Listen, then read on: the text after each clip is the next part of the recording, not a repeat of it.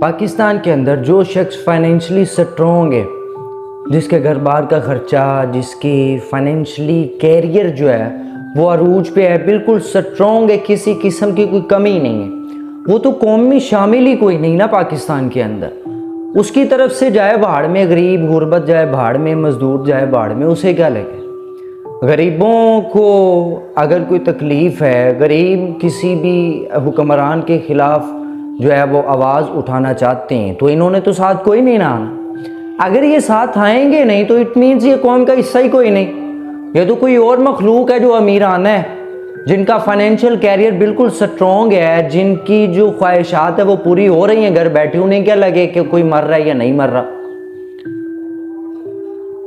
सड़कों पे धक्के खाने के लिए गरीब मजदूर या वो जो फाइनेंशियली बिल्कुल स्ट्रॉन्ग ही कोई नहीं ना, तो ये तो कौम में शामिल कोई नहीं। हुक्मरान इनके लिए परफेक्ट हैं, अफेक्ट ही नहीं कर रहे इन पे। हुकूमत इनके लिए परफेक्ट है क्योंकि इन पे अफेक्ट नहीं कर रही। हुकूमत या हुक्मरान जो है वो अफेक्ट कर रही है गरीबों के ऊपर, मजदूरों के ऊपर, वो जिसका फाइनेंशियली कैरियर ही कोई नहीं, वो जिसका सरमाया ही कोई नहीं है, ना बड़ों से उसे कोई विरासत में सरमाया मिला और ना खुद वो इस काबिल, इस लेवल के अंदर, इस माशरे के अंदर रह के हो पा रहा है, मजबूरन नहीं हो पा रहा है कि वो अपना फाइनेंशियली कैरियर स्ट्रॉन्ग कर सके। वो तो गया भाड़ में बेचारा। आप इस बात को देखें कि एक कौम जो होती है उसके लिए एक एक आदमी का अपने एक नज़रिए के ऊपर परफेक्ट होना, उस नज़रिए के ऊपर इकट्ठे होना, यूनिटी को तरजीह देना लाजमी है।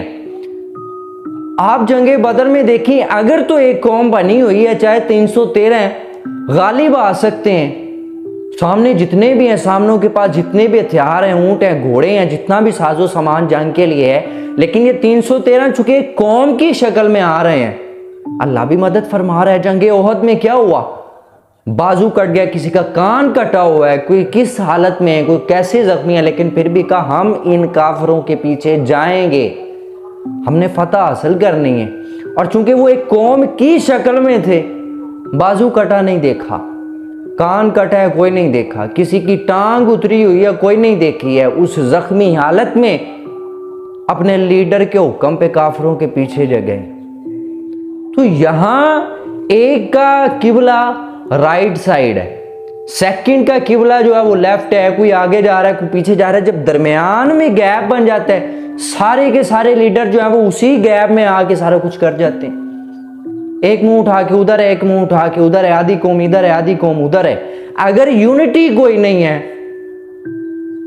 तो फिर ये किस तरह की जंगें, किस तरह के जिहाद होंगे? फाइनेंशियली कैरियर पूरी कंट्री का स्ट्रॉन्ग कैसे होना है?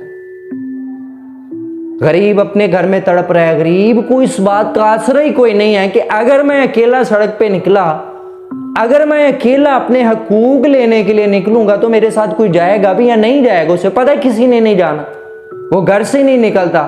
और वही अमीर आदमी जो घर से निकलता कोई नहीं, वो उस गरीब को जो है वो गद्दार डिक्लेयर कर रहा होता है। वो उस गरीब को कह रहा होता है ये किसी काम का नहीं, इसने धरना ही कोई नहीं देना, ये हमारी कौम में शामिल ही कोई नहीं।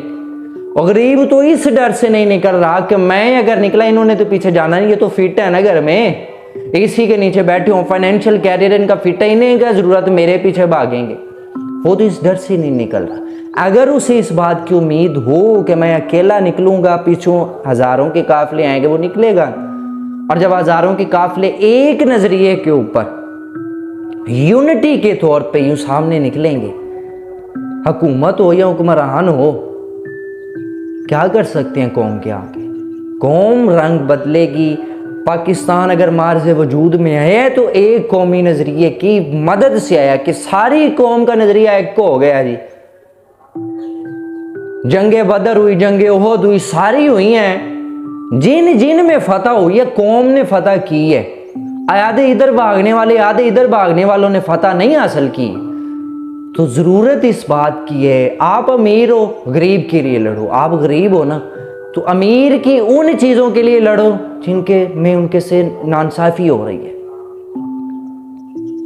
आप गरीब हैं, अमीर है, इस बात को छोड़ दें। चूंकि राइट पाकिस्तान का गरीब आपका भाई है, जो गरीब नहीं है वो भी आपका भाई है। जब मुसलमान एक नज़रिए के तहत पाकिस्तान में हैं तो गरीब अमीर को छोड़ के एक नज़रिए पे इकट्ठे हो के आप फैसला